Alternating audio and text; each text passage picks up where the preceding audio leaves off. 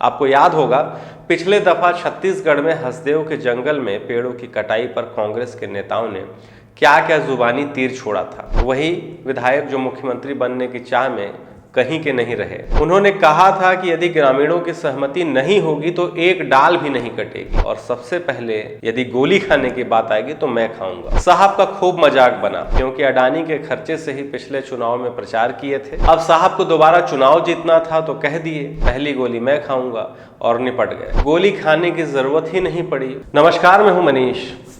हसदेव के जंगल फिर से काटे जा रहे हैं। प्रशासन से लेकर राज्य में और फिलहाल देश के सर्वोच्च पद पर आसीन जो साहब हैं वो भी भारतीय जनता पार्टी से हैं। जाहिर है अब कोयला कंपनी को पेड़ काटने में कहीं कोई रुकावट नहीं होनी है।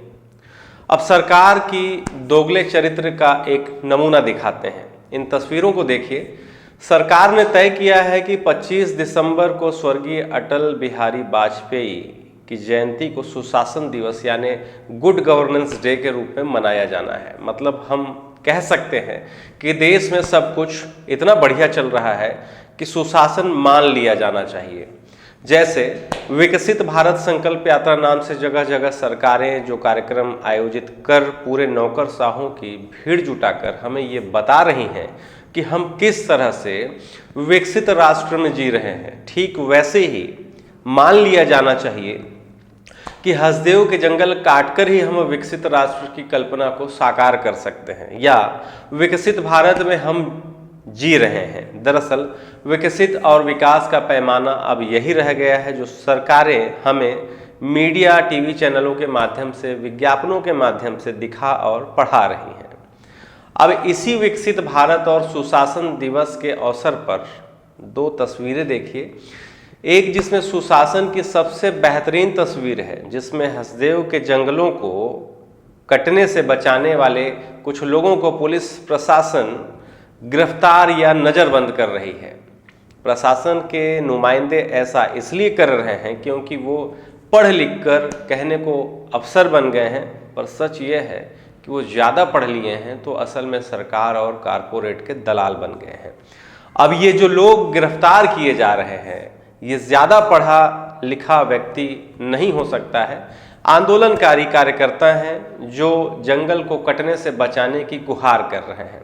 सालों से आंदोलन पर, धरने पर बैठे रहे हैं। सैकड़ों किलोमीटर पदयात्रा कर रायपुर जा चुके हैं, इसलिए कि ये जाहिल है। मतलब जंगल बचाने की जिम्मेदारी सिर्फ इनकी ही है, क्योंकि जंगल से मिलने वाली शुद्ध हवा सिर्फ इन्हें और इनके ही बच्चों को चाहिए। बाकी किसी अफसर, किसी नेता और यहाँ सरकार की दलाली कर रहे किसी नौकरशाह को शायद ही इस शुद्ध हवा की ज़रूरत पड़े, क्योंकि वो पैसों से खरीद लेंगे। खैर, अब विकसित भारत की एक तस्वीर देखिए। मानव हाथी द्वंद्व की खबरें दरअसल अब खबरें नहीं, वो इन इलाकों में जीवन का एक हिस्सा सा बन गया है। हाथी यदि उत्पात न मचाए तो वन विभाग है कि नहीं उसका पता ही नहीं चलता। वन विभाग के भ्रष्ट नौकरशाहों के एकमात्र जीने खाने का जो माध्यम है, अब वो जंगल और जंगली जानवर ही है। ये हाथी चीख चीख कर बता रहे हैं कि ये हमारा क्षेत्र रहा है, अभी भी है, पर रहेगा कि नहीं रहेगा ये फॉरेस्ट डिपार्टमेंट या फिर विकसित भारत संकल्प यात्रा के जो जनक हैं वो तय करेंगे। ये हाथियों का झुंड पिछले कई महीनों से इस क्षेत्र में विचरण कर रहा है। ये वही हसदेव का क्षेत्र है जो जंगली जानवरों और खासकर हाथियों का घर है, पर वन विभाग ने कोयला कंपनी खुल सके इसलिए ये रिपोर्ट सरकार को दे दिया था कि यहाँ हाथियों का क्षेत्र नहीं है। कहने का मतलब है कि इस विकसित देश में अब इन विशालकाय जीवों का ये आखिरी दौर है। हाथियों को यदि आप या आपके बच्चे सजीव रूप में नहीं देखे हैं तो उन्हें ज़रूर दिखा दीजिए, क्योंकि ये विकसित भारत का दौर है। आने वाले समय में हमें ऐसे विशालकाय जीव धरती पर नहीं दिखेंगे, सिर्फ इंटरनेट पर, यूट्यूब पर दिखेंगे। मतलब इन जंगलों को काटकर जो विकास हम करेंगे या कर रहे हैं, उससे ये तय है कि हाथी इस धरती से बहुत जल्द समाप्त हो जाएंगे और हमारे विकसित भारत की परिकल्पना साकार हो जाएगी। इन सैकड़ों साल पुराने साल के पेड़ों को खत्म होते हुए देखने के बाद कुछ दोगले किस्म के नेताओं की भी याद आती है। आपको याद होगा, पिछले दफा छत्तीसगढ़ में हसदेव के जंगल में पेड़ों की कटाई पर कांग्रेस के नेताओं ने क्या क्या जुबानी तीर छोड़ा था। तब डिप्टी सीएम रहे अंबिकापुर के स्थानीय विधायक, वही विधायक जो मुख्यमंत्री बनने की चाह में कहीं के नहीं रहे। उन्होंने कहा था कि यदि ग्रामीणों की सहमति नहीं होगी तो एक डाल भी नहीं कटेगी, और सबसे पहले यदि गोली खाने की बात आएगी तो मैं खाऊंगा।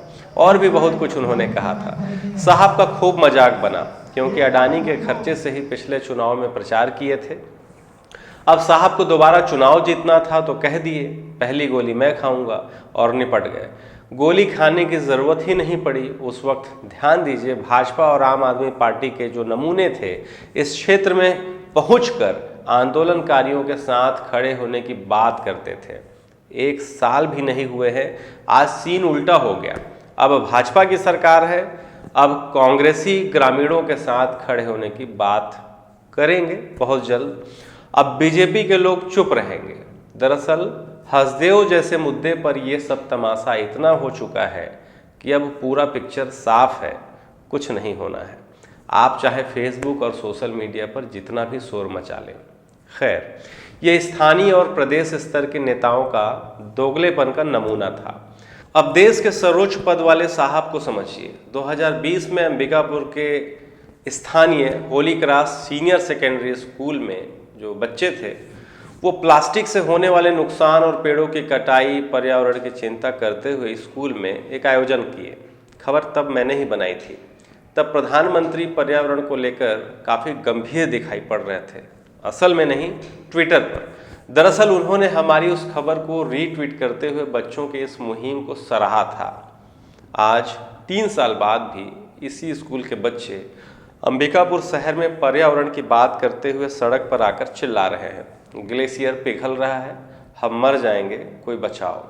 प्लास्टिक से होने वाले नुकसान से लेकर जंगलों के विनाश को लेकर जब बच्चे चौक पर संदेश दे रहे थे, ये वही वक्त था जब अंबिकापुर से 80 किलोमीटर दूर हसदेव के जंगल में सैकड़ों साल पुराने पेड़ों को धराशायी किया जा रहा था। आरी मशीनों से उन्हें गिराया जा रहा था। लोग सड़कों पर बच्चों का एक कार्यक्रम देख रहे थे और उसे एंजॉय कर रहे थे। और हम कर भी क्या सकते हैं, और जो कर सकते हैं वो अपने अपने तरीकों से विरोध कर रहे हैं। रायपुर में किसान सभा के संयोजक हैं संजय पराते।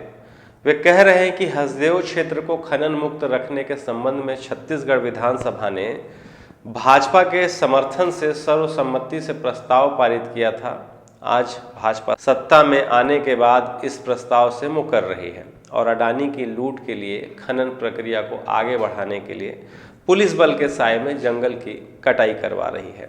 किसान नेता हैं राकेश टिकैत, उन्होंने भी अपना बयान दिया है और बिलासपुर में पर्यावरण प्रेमियों ने जमकर विरोध भी किया है, पर हमें पता है असर कितना होना है। बहरहाल हमारी कोशिश रहेगी कि हम इसका दूसरा पहलू भी आपको दिखाएं, कोशिश करें कि उस इलाके में जाकर लोगों से मिलें और वहाँ क्या स्थिति है उससे आपको रूबरू कराएं। फिलहाल शुक्रिया।